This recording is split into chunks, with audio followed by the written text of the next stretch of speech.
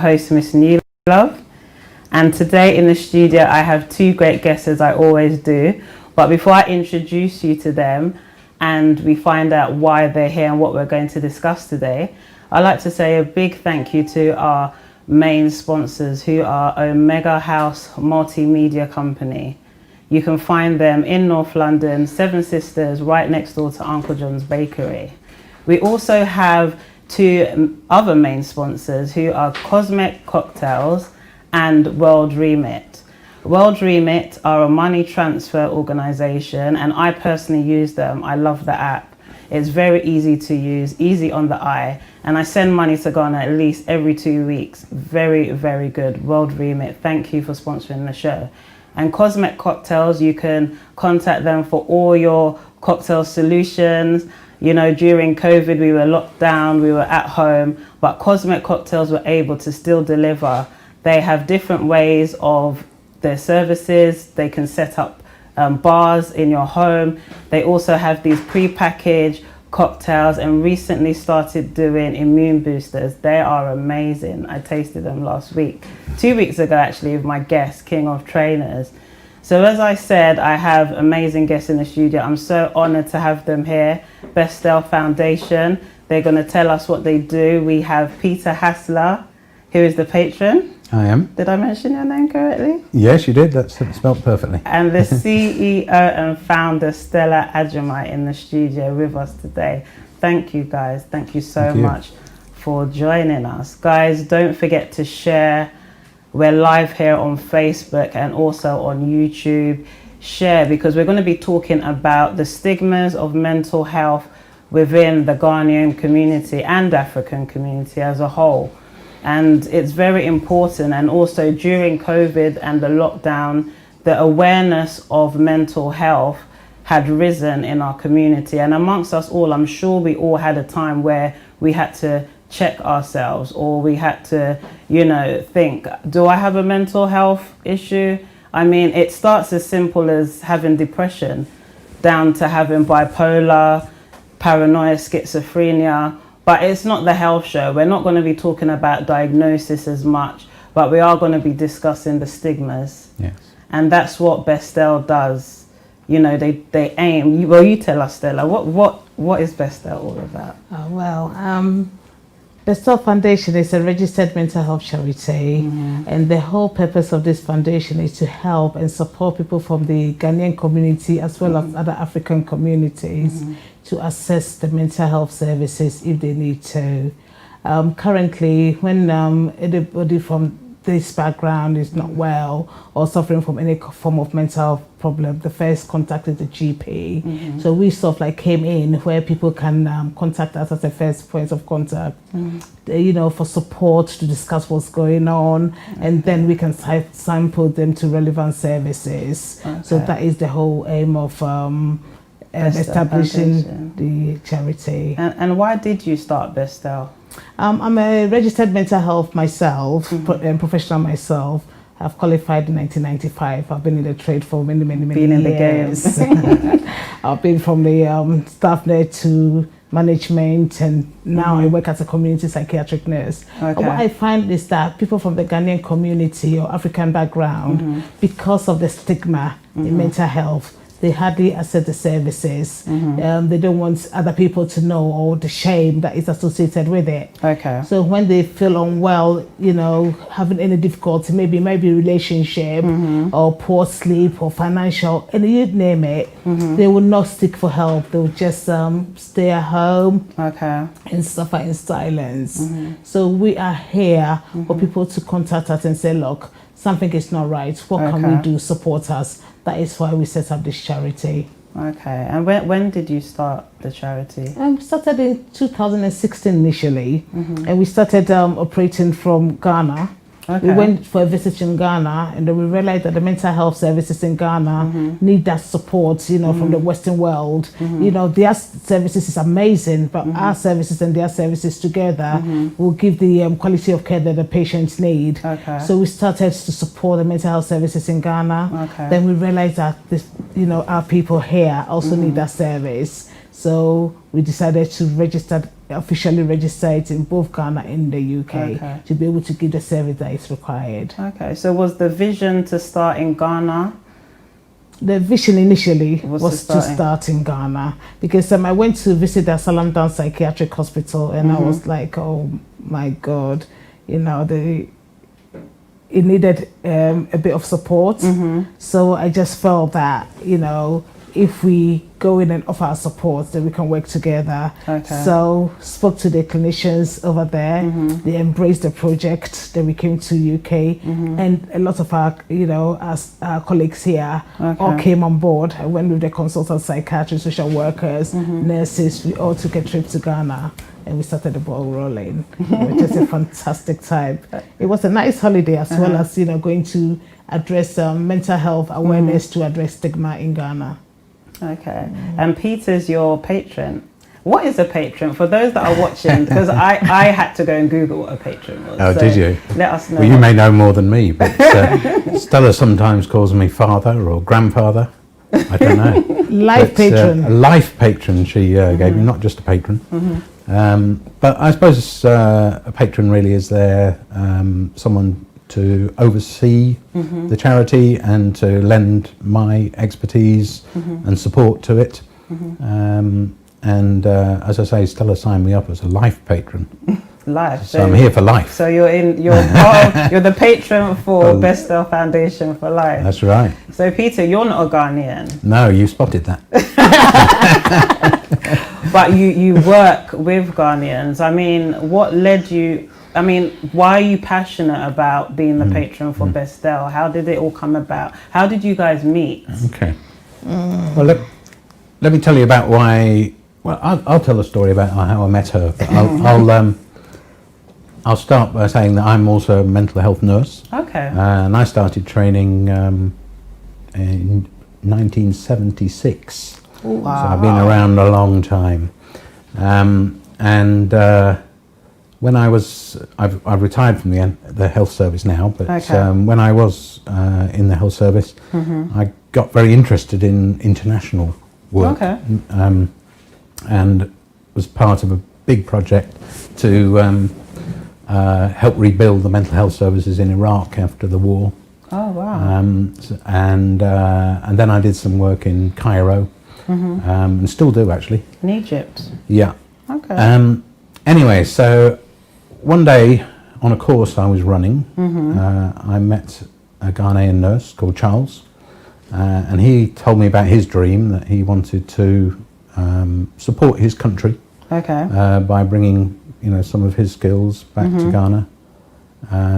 So I said, you know, I've done some international work. I'll help you, and we set up. I think really probably was the first mental health nursing conference for people from Ghana. Okay. And we had that at the Royal College of Nursing in London, and they were very supportive. And there we had this lovely lady on the speakers list, and I'd met her just a little bit before that. Okay. And she told me about her story, which I thought was fantastic. Okay. About her vision for what she wanted to do. And that's how I started really. So it was a number of Ghanaian nurses and other health staff, and I kind of really liked their vision, and I thought I might be able to help in some way. My first visit to Ghana was in 2018, the first visit. So, okay, so you went with Stella for the first time? Well, Stella happened to be there. Yes. I didn't actually go with you, did I? But I went separately because I was attending a conference, a mental health conference in Kumasi.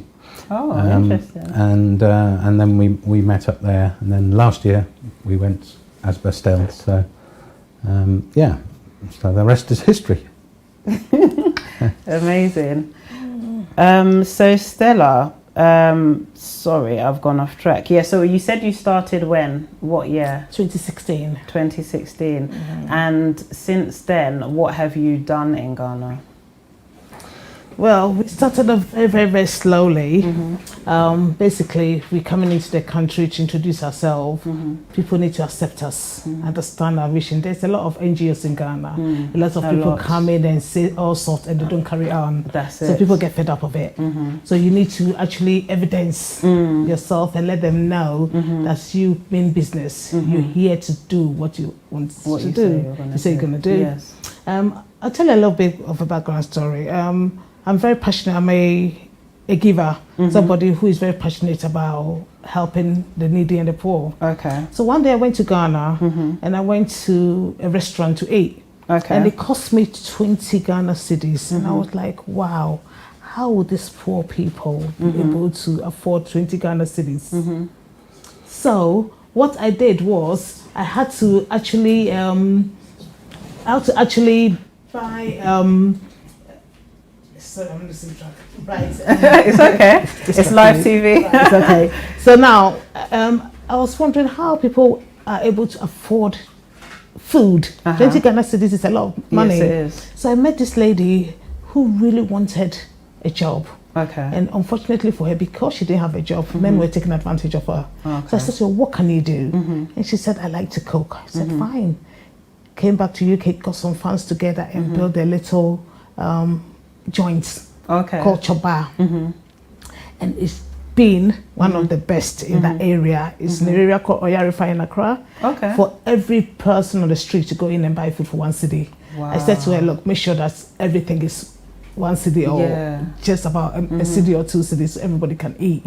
And through that, my passion to help people increased and increased and increased. Yeah. So we started with Unclefold Psychiatric Hospital. At the time, there was a problem where the hospital were going through some crisis of changing of management. So we came in right at a good time and we supported them through the crisis. And then obviously it's a mental health charity. We cannot stick to one area. So we need to look at different parts of Ghana who need the mental health help. Yeah. So we went into Cape Coast, did our bit there. And from there we went to Kumasi. Okay. And then we are at the prisons to tell you more about what we've been doing. So we've had a mental health awareness in one of the big parks in Accra. Okay. Last 2 years. Okay. And it was quite nice. The local people on the street actually came in and came to listen to what we had to say. And it was amazing, asking questions and identifying their own mental health issues. You know, so it was nice to be able to interact and engage with the local people of Ghana. But you know, the sad thing about it is when we offer our support to the clinicians and other professionals to actually come and listen to the awareness and come to take information for themselves.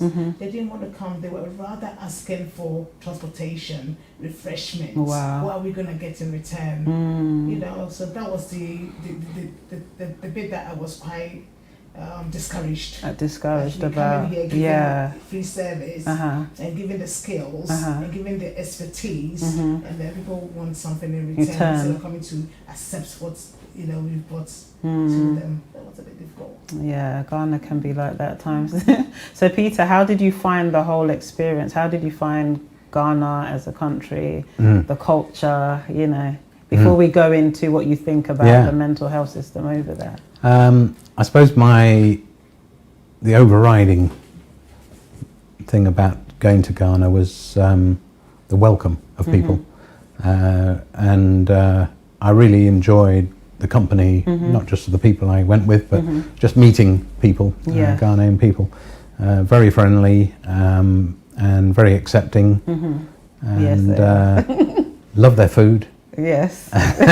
What's your favourite dish? Oh well, I've eaten many wonderful dishes. I can't even.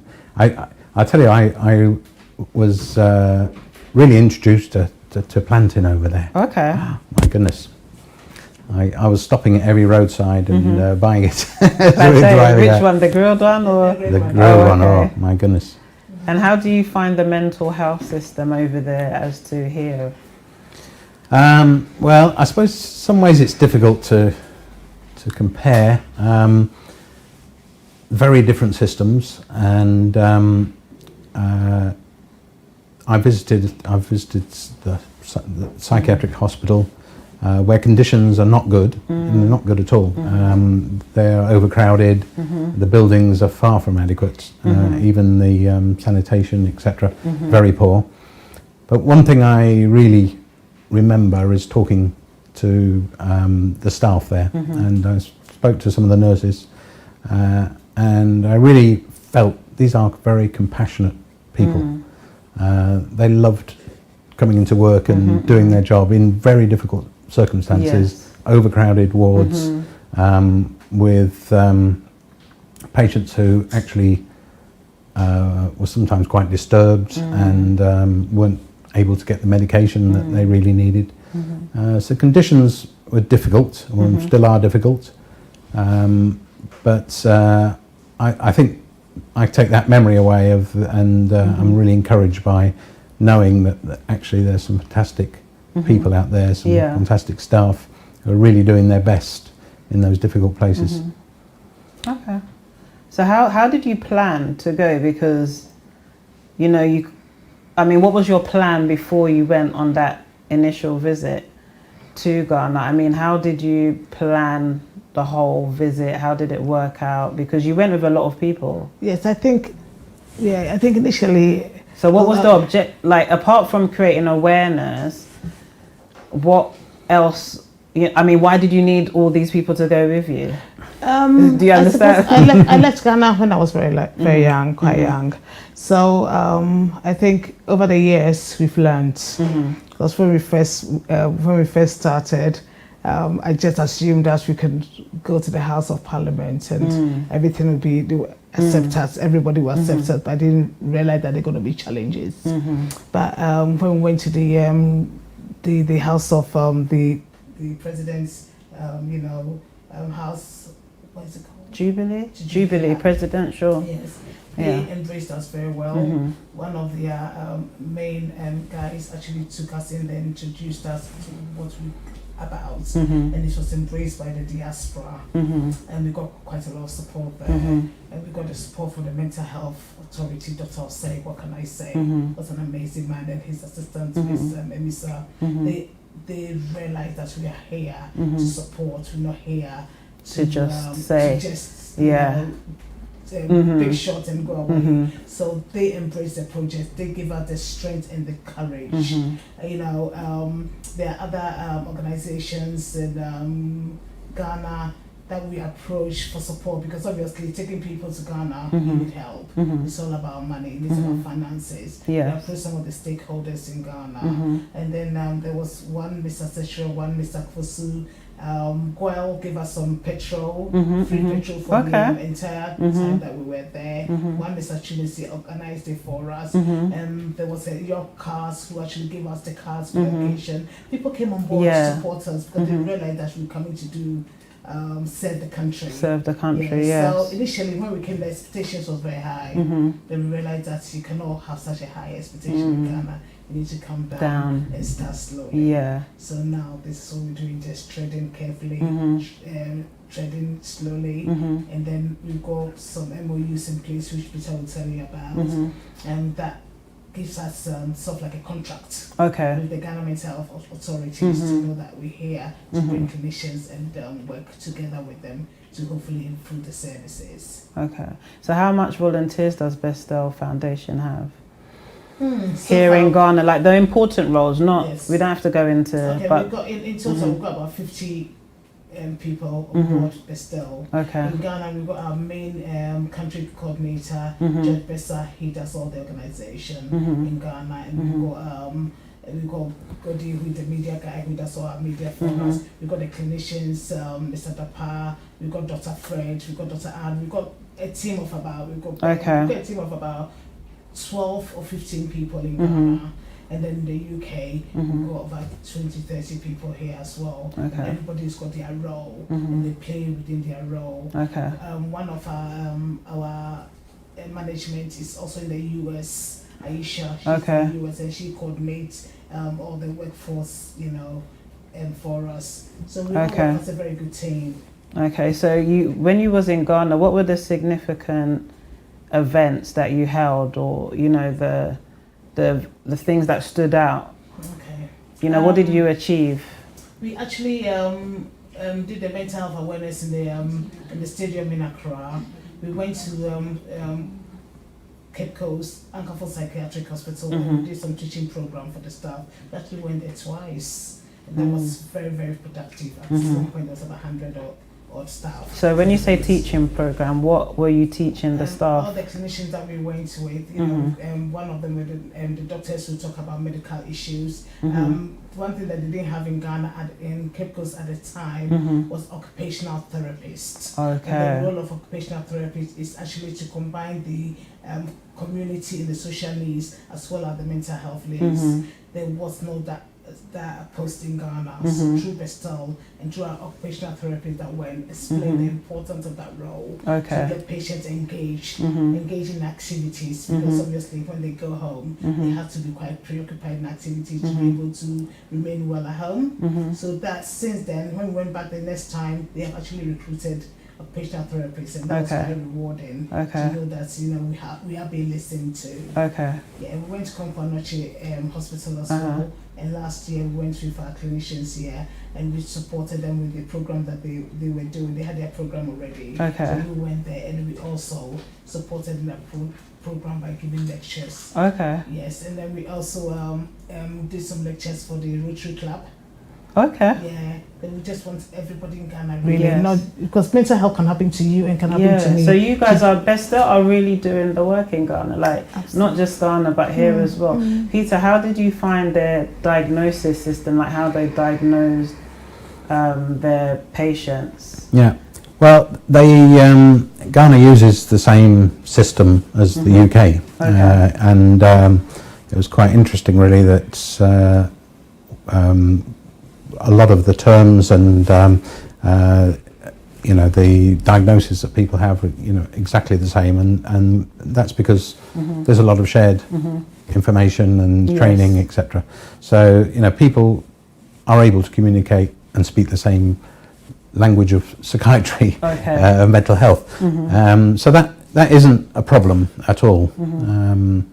And I said, you know, earlier that I've done work in a number of different countries, and one of the things that I've always found in any country, even one where, you know, perhaps there's a lot of work to be done, there's always things that actually stand out, and you think that they're doing that really well. So I always learn a lot from my visits to countries, and that's, you know, that's rewarding in itself. And that, I never want to go into a country saying that, you know, I know how it should be, and telling people how it should be. I'm very much go in to listen and to watch, to see how things are done, and then to support people, and obviously give advice and from my expertise. But I've always made an effort not to go in and pretend that I know best. But you do have a lot of knowledge, and you've been in the mental health game for since the 70s. So what would you say needs to be done in Ghana in the mental health system? Like, obviously you don't want to, you said you didn't want, you go, you learn, but there must have been some immediate things that you must have thought need to change or needs to be done. What stood out for you that you think? I guess I could produce quite a big list of things that I think should happen, and whether they do, time will tell.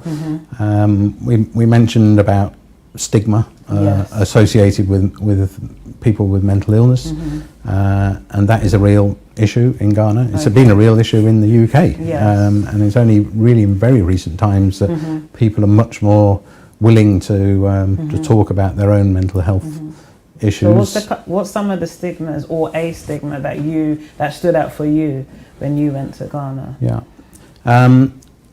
I think it's really manifested itself in that people who are obviously having a mental health problem or a crisis find it very difficult to know how to speak about that. And I was reminded by a psychiatrist that actually, in a Ghanaian psychiatrist, that there is no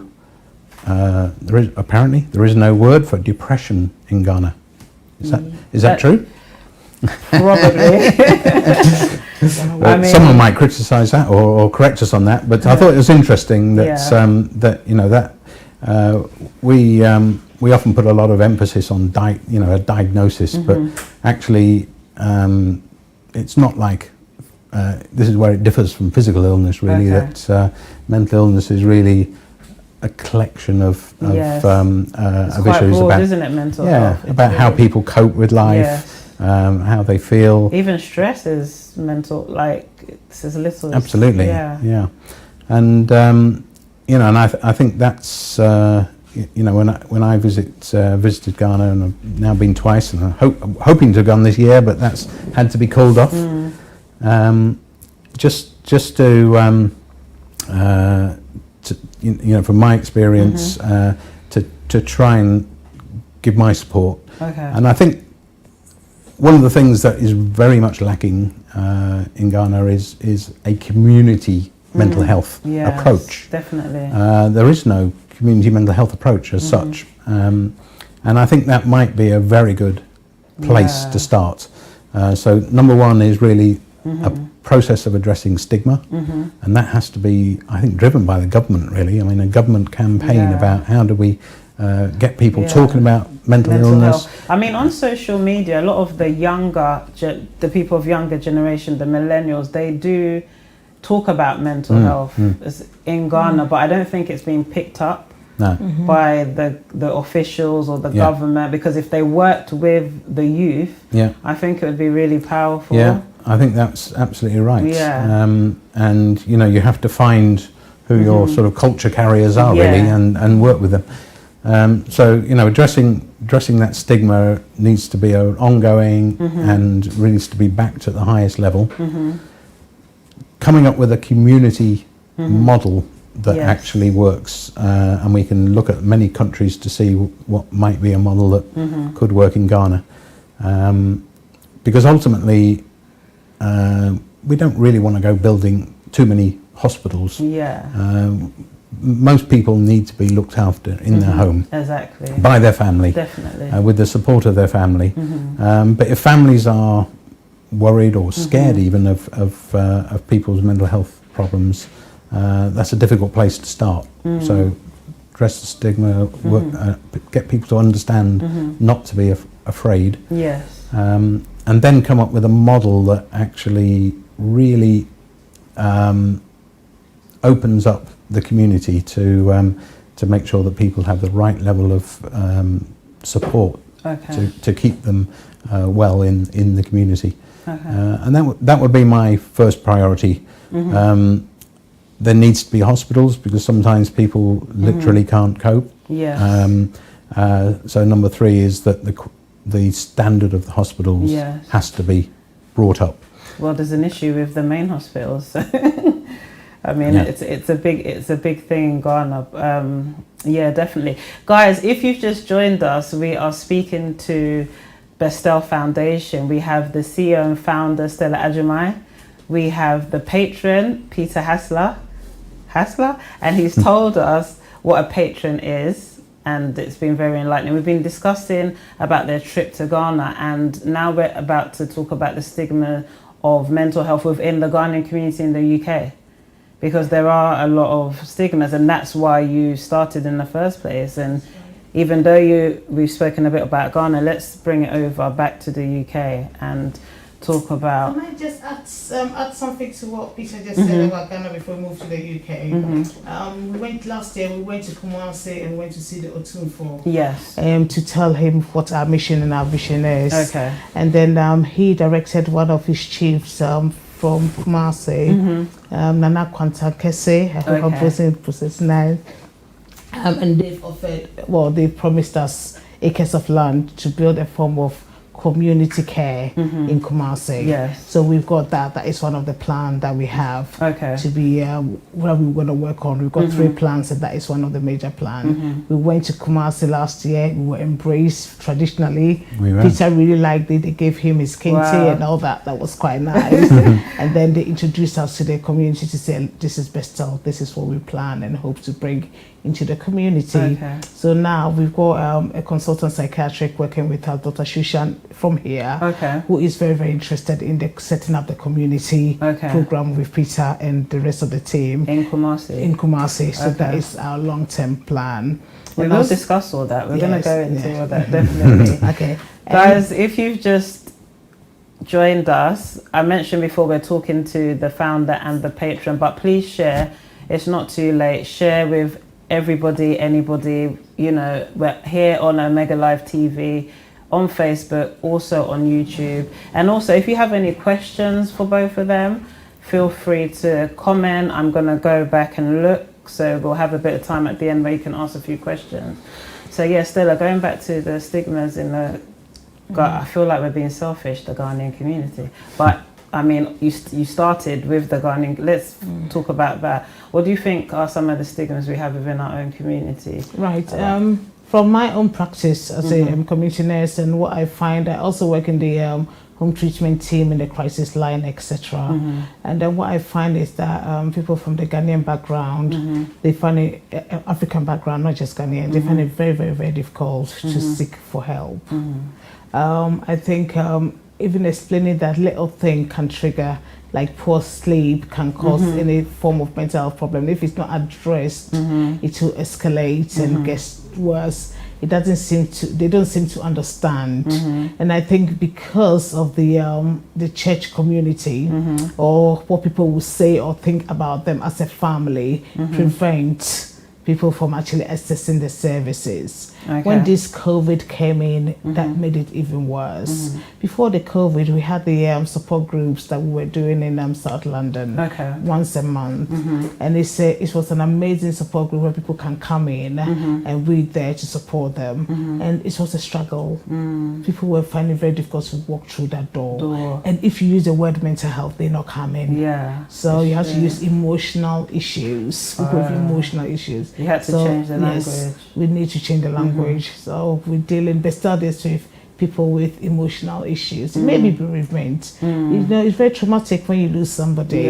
It's very, very difficult to go through this process. You might have some sleepless nights, and that all contributes. So our main focus here in the UK is for people to call us. During this COVID, a lot of Ghanaian community, a lot of African communities, you had a project running, didn't you? They have lost members of their families, and they have reached out to us. This is we are supporting quite a lot of the Africans and Ghanaians during this COVID, especially when it became quite rampant. The COVID was becoming in the way that the fear in the Ghanaians, when they go into hospital, they're not coming back. So a lot of them refuse to go into hospital, and they are home, and the whole family are entangled in the same situation. The fear, the anxiety, even in the children. We went in and we supported people. As difficult as it is, you know, everybody was shielded, keeping away. But Bestow staff, we went in, even if it's door to door, giving that little support, telephone support. It was going on and on and on. At some point, we approached the National Lottery. They gave us a bit of funding. And this was just during the last few months. So we were supplying, because a lot of people have lost their jobs. There's a lot of people whose status are not up to date and are not able to work. There's so many issues. There's a lot of people homeless. You know, we went out there on the road of South London and actually distributed food, both hot and cold. And up to now, we're still doing it. There are some Ghanaian families, or some people are actually single, but they're in a wheelchair, they're isolated, they don't have no families. Every Sunday we go to them and give them hot food, and they look forward to seeing us.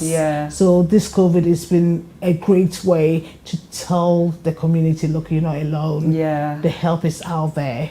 I mean, it's been a sad season, but it's also been a blessing as well to some of us. Because absolutely, you know, we've all had to reflect on ourselves and our lives. Yeah. Yeah, because it's not escalations. When I come home from work, I thought, oh my God, this is difficult. It's really difficult. And when you hear people dying, it's difficult emotionally to deal with it. I have personally lost families as a result of my good friend lost her husband, 43, as a result of this COVID, you know. So supporting everybody, what happened to you, who supports you. So, you know, we need to support each other, and we need to realize that there's services out there. You know, if it's just a phone call away, you don't need to physically see somebody.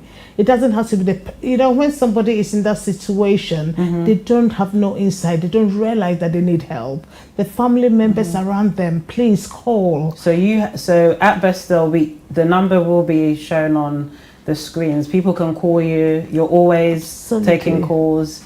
If anybody wants to discuss anything surrounding mental health or their emotional issues, they can call Besstel. It can even be you know, problem with the social services, other housing, etc. Who samples them, because we are all professionals within the group. The organisation. So there's everybody in the volunteers before go out specialities.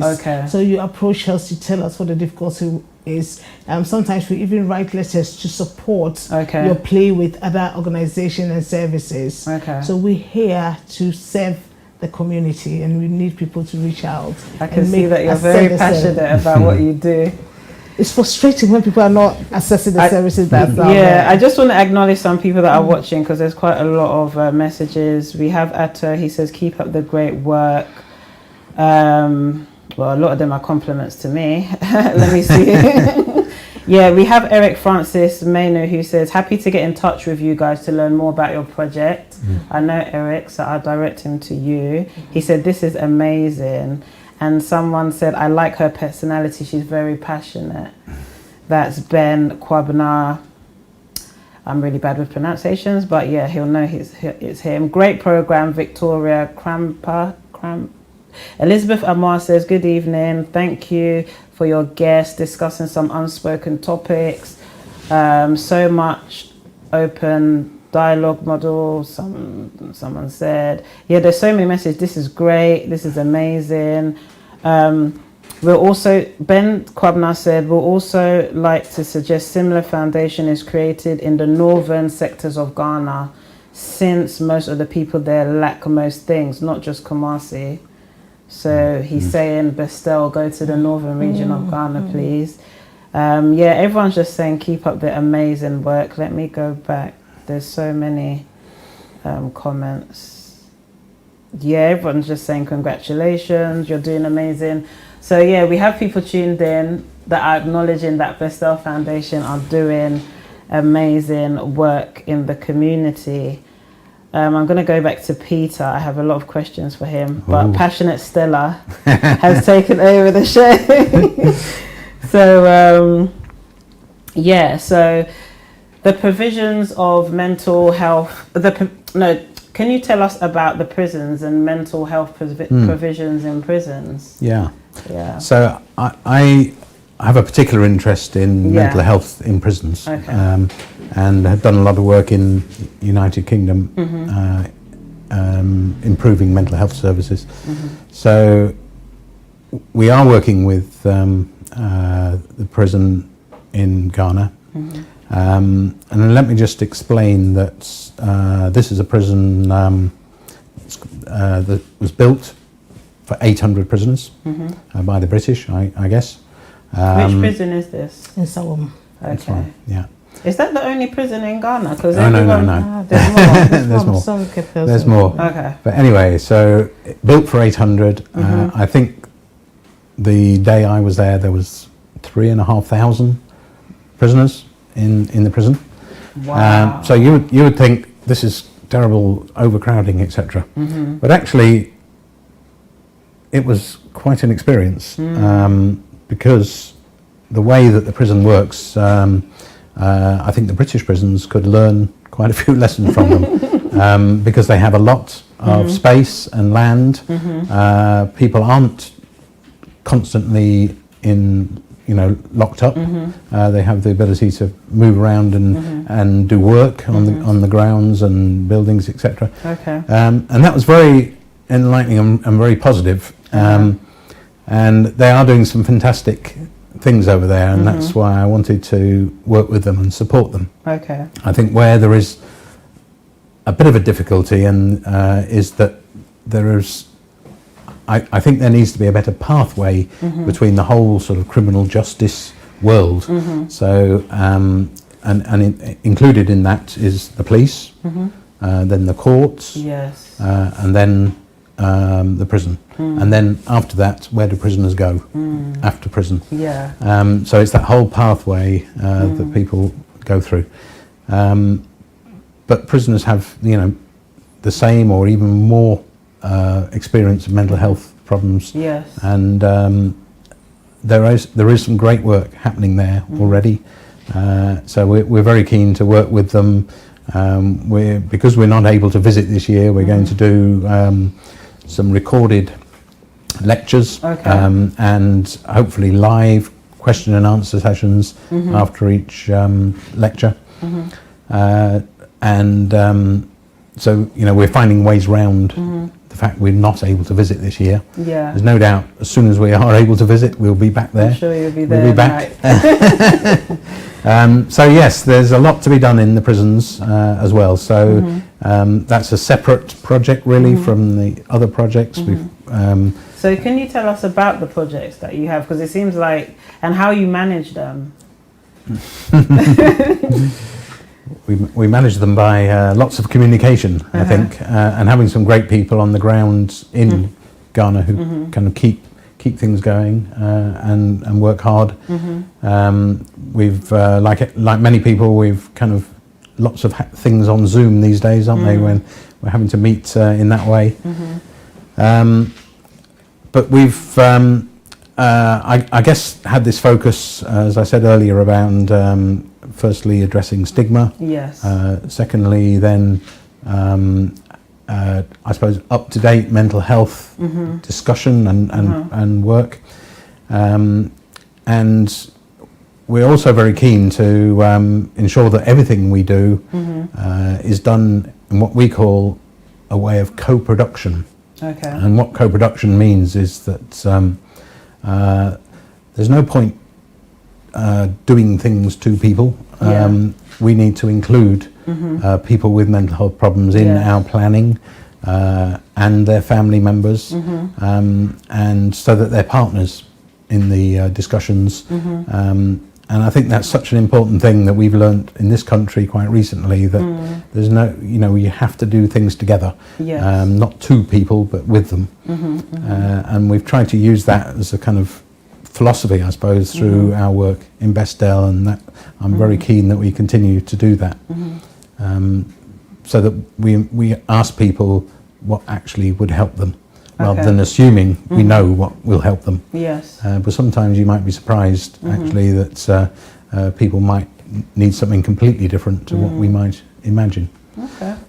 So a lot of our projects have been around education, and going in to give specialist advice and support, and I think that will continue because it's been well received, and now with the moving over to do some sort of recorded lectures as well. I think in a way it's been a drawback at first, not being able to go, but actually having those done as recorded like that, it goes to a massively big audience. Yeah, it does. And we couldn't have done that if we just relied on our visits alone. So that's been a time has forced all of us to get into Zoom and online conferences and communicating more online, as to before you always thought you needed to have an event or fly into Ghana. That's right. And there's so many different ways to cut costs.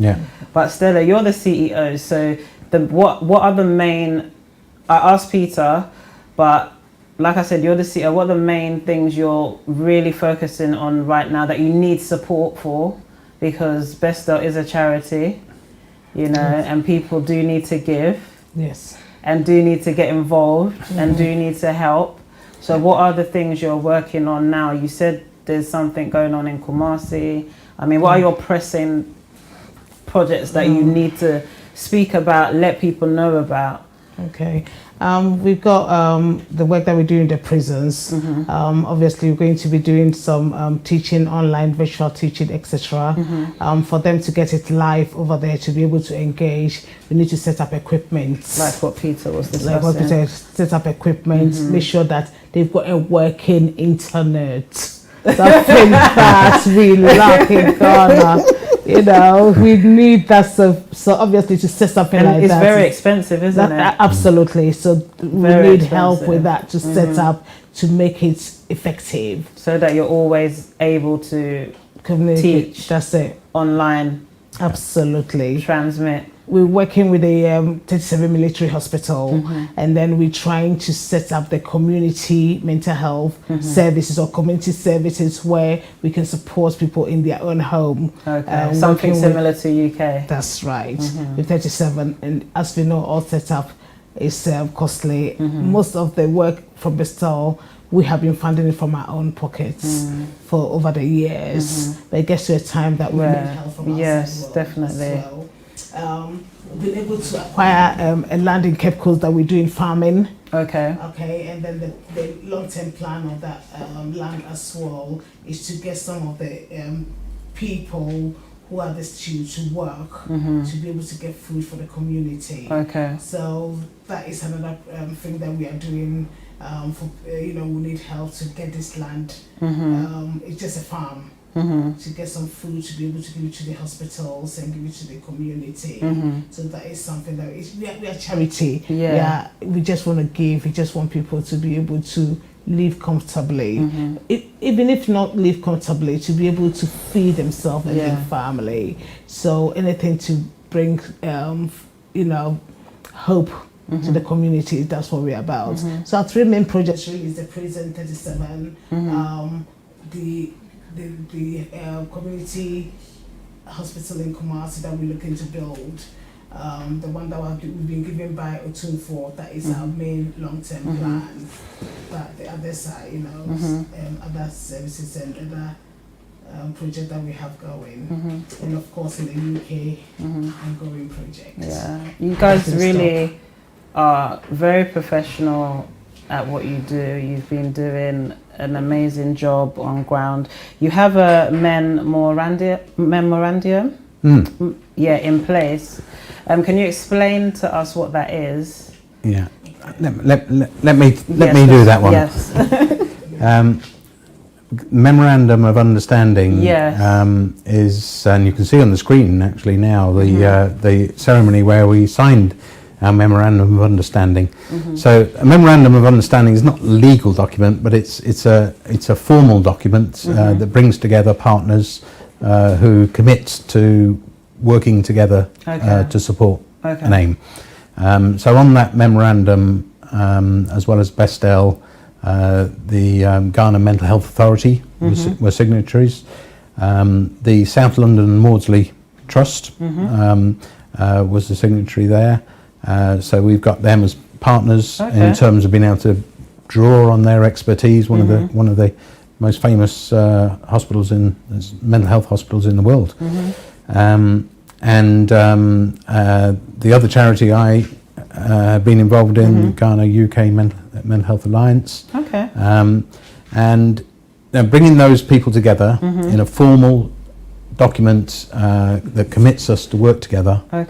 And review what we do every year. It's a 5-year commitment, I think it's been important to actually have that sort of formal signing of the document. We signed it here, as you can see on the screen at the moment, when that was signed in London, and then we brought the same document over to Ghana for signing by the Ghana Mental Health Authority.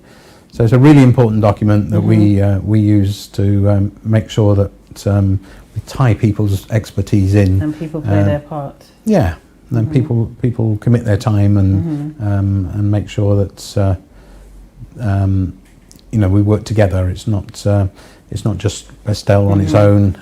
We can call upon all sorts of expertise and other people.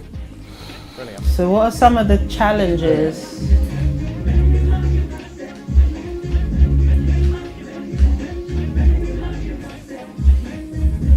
Okay, shall we have a big round of applause for signing Okay, shall we have a big round of applause Memorandum for of signing Understanding? the Memorandum of And a big hug Understanding. too. A big hug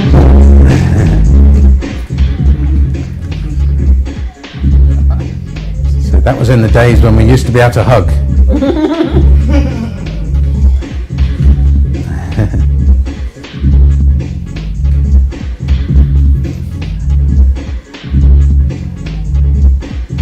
So we have been shown the way. Partnership is the way to go. Partnership is the way. Thank you very much, Peter, for leading out the signing of the MOU. The signing of the MOU. At this time, ladies and gentlemen, for the ladies and gentlemen, for the official. There we go. So that was the ceremony. Wow, that was yeah. amazing. Quite something. Yeah. There was a great turnout there, and yeah, and I think it's important things like that. It's really important to have a proper ceremony to celebrate and to to give it that priority. So that was great. So what are some of the challenges that you face, Stella, doing this? Because it's not easy, and you're also a mental health nurse. You're a mother, but this is such a responsibility that you've taken on. Yes. For me, I've always had passion in helping people. So I work all the time. I'm always at work. I'm not at work because I want to earn money. Well, the money is also important. But mostly I'm at work because I feel guilty that, the patient needs me, other people need me, what are you doing at home? So I work full time, I do extra work. Every evening after work I go out and I deliver parcels. As per our responsibility at Besstel, that is what we've dedicated ourselves to do, and we need to actually produce and give out what we say we're doing. Yeah. So I don't know how people sleep. I believe that sleeping is for the dead. Once we are alive, we should be working, we should be active, we should be doing things, we should be leaving a legacy for our children, people to follow our footsteps. Because it's not, as the Bible says, I'm a Christian, it says that it's good to give than to receive. So I believe strongly that people out there need our help. So with me, every time that I just go out and I do what I have to do. I cannot wait for the borders to be open for me to go back to Ghana. Oh, goodness. But I mean, you look amazing, so you must take time out, you must balance things out. How do you chill out? How do you relax? Do you know what? When I go to Ghana, I still work. When I go to Ghana, I don't have free time, She works twice as hard. I've never been to any parties, any club. I don't know anybody in Ghana anyway, so I don't have any friends. So when I go to Ghana, I just don't go anywhere. So because of Besstel. So Bestel's what took you back after leaving from childhood. That's right, because my mom and my family are all abroad or here, so I don't have no reasons to go to Ghana. But through going to Ghana, I've been able to find a wonderful man. She's married on Valentine's Day, so I got something very good out of that. You got your blessing out of all your hard work. That's right. So I guess that is my passion. You asked the question, what do I do for relaxation? I spend a lot of time with my son. I like traveling to America, to shopping. I just like to go to the shops, and that is how I spend can my see time. you're all, I can see you got style. Look at her, all blinged out. And I like meeting up with the Bestow group just for a drink. We do have quite a bit of barbecues and meet, fans. And you must be quite close as a team because you're so passionate. I mean, in order to make all this work, you have to be very close. Like, I'm sure you guys are like brothers and sisters now. Yeah, I Zoom all the time. All the time. Do you clash at times? He tells me off. It's difficult to keep up with Stella, It's difficult to keep up with. They are, three people that I must mention that have been the pioneers for. I was going to mention because recently the lady that you was named after passed away, and she was one of your major sponsors. Your driving force behind Bestow Foundation. Can you tell us about her, what she did and how she contributed to the foundation? It's a great joy to speak about Mrs. Stella Donto. This lady has done a lot for Ghana during the Nkrumah regime. She was the boss of Bank of Ghana for many years, and she embraced the charity. Every time we go to Ghana, she gives us money. It's not just giving us money like £100. It gives us money 5,000 Ghana, 7,000 Ghana to support the project. To say, take this for your accommodation, for your feed whilst in Ghana. For the past 4 years, she's been doing that. Unfortunately, she passed away a week tomorrow. Wow. And I want to salute her. She is my auntie. She is a strong woman that I was named after. And I've taken my passion from her. And given passion is what I inherited. She's a very strong lady, and I bless her and I thank her for what she's done for Bestow. And I promise her that Bestow will continue to go on, and then we always remember her, I should say, a good work that she's done, and we appreciate all her support. And I take this opportunity to extend my condolences to the children and to the whole family. The funeral is on the 12th of May.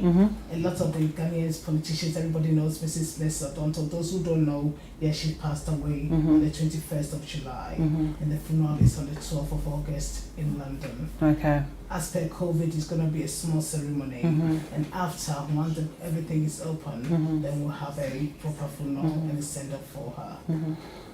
Amazing. The reason I wanted you guys to come on the show, even though you're mental health organization, and this is not a health show, the show is called Gold Diggers, and it's all about bringing to light people that are doing amazing things in their communities, various societies and professions, and that's what you guys are doing in your professions and also in your community. You know, so I'm just so grateful. I just want to thank you guys for coming on and telling us about Besstel. How can, we'll get there, but how can people get involved?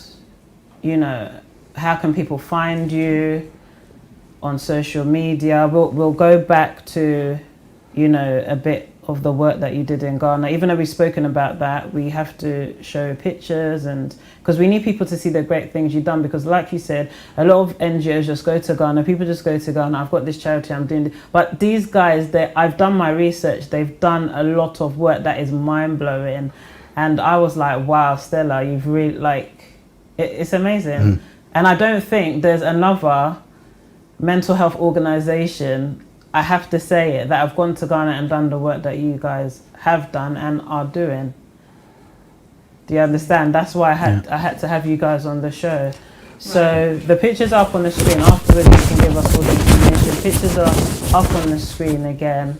And Stella's going to tell us about this picture you see on what they did. This picture you see on the screen, the chief imam of the country invited us to his home. This is the signing of the MOU with the Ghana Mental Health Authority in May last year. No, this year. Yes, it was May this year, isn't October. it? Oh, October. Oh my goodness. October last year. October 2019. That is when we signed the MOU. This is Aisha, came from US, and this is when we went to Cape Coast, to Anchorfall, to do some teaching work, and we were we got a magazine from East London NHS Foundation Trust where we work. The clinicians that you see there was from our trust. They all volunteered and they went to Ghana to support the project. We had a meeting in the Menchia Palace, invited Besstel to Menchia Palace. That is where we discussed about the plot of land, the acres of land that Otumfuo has promised us. We were invited to one of the programs in Ghana last year, July. It's one of the diaspora programs that we were invited to, and the team from here went. As you can see, Peter is signing the Memorandum of Understanding with the Mental Health Authority in Ghana. So you can see we work hard and play hard. Yeah. Work hard, play harder. Yeah, absolutely. But it's always good fun, isn't it, as well? It's you know, you're saying how other people can help, and not everyone can give money. Some people give their expertise or their time, and that's also important to us as well. So you know, that might be something that people want to think about. We also plead with the Ghana stakeholders, if they're listening, the Ghana government, if they're listening, they should support us. The stakeholders, when we come, that they don't need to give us money, maybe transportation to go, accommodation to sleep in. You know, we all have to rent all this. We don't have properties in Ghana. We don't have anywhere to stay in Ghana. So when we go to Ghana, we need to rent. Yes. So we need help to encourage us to continue this work.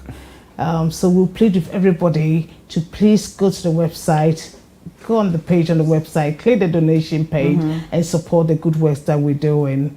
I would like to take this opportunity also to talk about 3 people who started the charity with us. 3 people who started the charity with us from the onset, and they have been great. Hilda is one of them, Christabel, Aisha in America, and George, our country coordinator. What can I say about George? They've all been so great. There was a consultant psychiatrist who is not with us at the moment. His daughter Tad, I would like to salute him. He played a vital role. He's been to Ghana with us twice, and that was very much appreciated. I'd like to say thank you to the whole team. All your hard work is very, very, very much appreciated. Everybody see the hard work that we are doing. Jackie, the team, Andy, all the application you put in is very, very, very much appreciated. I can't mention everybody's name one after the other, but I just want to encourage all the team that we're working hard. Besstel, we're getting somewhere. Don't give up. It's hard work. It's not easy. It's commitment. And once we've dedicated ourselves to help the community, let's do it wholeheartedly, and God will bless us all. Thank you. I have something that I want to read that a lady called Rebecca Akanzi has written. She wrote, the stigmatization of mental illness is within the mental health institutions themselves. The names used to describe mental illness, such as psycho, ODP, psycho, again written on hospital chairs.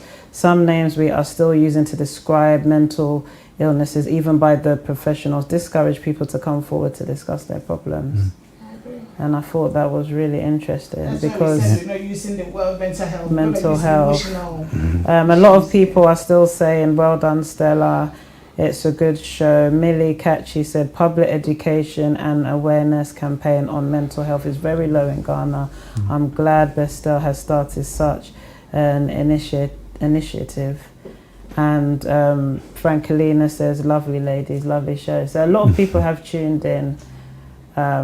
It's so much. But when you guys go home, you can watch the show back and read all the comments. Right. So where can people find you? Have you said that already? No, you haven't. Well, I think the best approach is through the website. Yes. And all the contact details are on there. If anyone wanted to make donations, that's possible through the website as well. We like to hear from people, actually. You like to just to hear you reading those stories. You know, people's experiences, you know, are so important to really, you know, understand what people are going through, what they've experienced. And you know, anyone who wanted to give some of their time or, you know, have an idea that they want to talk to us about, then we're open to listen to them. Okay. So is there anything else, Stella, that you want the viewers to know about Bestow Foundation? Anything that we've missed out? No, apart from please make contact. You are not alone. Mental health can happen to you, me, and everyone else, regardless of your status. It can happen to everybody, and there's help out there for everyone. Don't be scared, don't be frightened, don't be embarrassed. We've all had mental health problems one way or the other. I don't know about you. I think I have been stressed, I've been depressed. I have been, you know, gone through a lot of issues, financial problems, you know, sometimes there's no money, you pull your hair out. When the children want trainers of £100 and you don't have it, and they're nagging you know. The stress of it can cause damage to your body. I experienced that during COVID myself. Personal stuff I don't want to discuss, but stress can do internal damage. Absolutely. Absolutely. You know, and until it happens to you, you really, like, we take stress so, you know, like, it's just a little thing. I'm just stressed at work, I'm just stressed. But it really does affect our bodies. You know, when we keep things inside and we don't talk about things, it's so important to talk.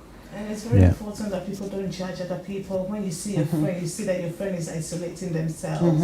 Don't think that they're being funny or they stuck up. It might be something that they're going through. Reach out to people and help them. And that's an interesting thing, because isolation is something that a lot of people do to hide the fact that they're suffering. And it does damage friendships, and I've experienced that myself. And I think that's one of the things that in our community people need to understand, that you might have that friend that you go out with or party or funeral every weekend and you don't hear from her, then you think, oh, she's acting funny. It might not be that. She might be suffering. She might be going through something. So it's good to ask, maybe, is there anything wrong? Is anything going on? Instead of just assuming the person, you know how our people are. And you've experienced these things yourself as well. Something that came up that I want the viewers to be observant as well, our children. A lot of the children are going through mental health stress. Mothers, fathers, don't think that when your children is isolated in their room, all is well. Find out what is going on. There's a lot of pressures on the children to ensure that they get to certain grades or get certain grades in their GCSE. Those who have to, go with the result that they've been given because of the COVID. The children, some of them are depressed, some of them are upset. They're killing themselves for not actually working There has hard. been a few suicides as well. Absolutely. Quite a few. We actually forget about children when we're discussing mental health, because it doesn't just affect us, it affects the children, it affects teenagers as well. And then the parents misunderstanding among each other, the children get affected. Please, let's be focused on our children and let's pick up little signs. If a child is eating too much, don't think they're eating too much. Maybe it's their way of coping, dealing with their stress. So please be observant and take particular attention to your children and your partners as well. If your partner is drinking a little bit too much, don't think all is well. Don't think it's our culture. We like to drink Guinness or brandy and Coke or Smirnoff by heart. Absolutely. It could also be a sign that something is wrong. So yes, thank you once again, Peter. Thank you so much for Thank you coming. for having us. And you have a great patron. So those that are watching, that are setting up organizations, use this as an example. Set up your organization right. Get experts involved. Don't think you can do it all. Stella has been working in mental health for so many years, but she's still got a patron who has even more experience than her to oversee her organization. And that's why it's doing so well. That's why they're able to carry out the work that they're doing, both here and in Ghana. I'd like to say a big thank you once again to World Remit for sponsoring this show, and also Cosmic Cocktails. Their cocktails are amazing. And I'm not just saying that, they really are. And like I said before, World Remit, I actually use them. I've got them on my phone. I use them to send money. I love their app. It's easy on the eye and it's very lovely to look at. So we have to go, but we've had Besstel Foundation. Please look them up on social media. Like Peter said, you can get them on their website. I think all the information has been up, so you can watch the show back. Don't forget to share this. It's still available to watch. It's very important that we understand, about mental health within our communities, and also just learn about mental health for our own understanding. It's not just about going crazy or having paranoid schizophrenia or having bipolar. It starts as little as stress. It starts as little as depression. When you realize that you're doing things that is not normal, is not your normal self, you need to take time and check and think, what am I doing? Talk to somebody, always talk. Find someone who's not a friend, a family member. You have an organization like Bestow. They're there to pick up your phone calls. They're there to speak anytime. My name's Miss Newlove. We have to go. I'm back in 2 weeks' time with an amazing guest in the studio. I can't wait to reveal them, but you can find that out on social media.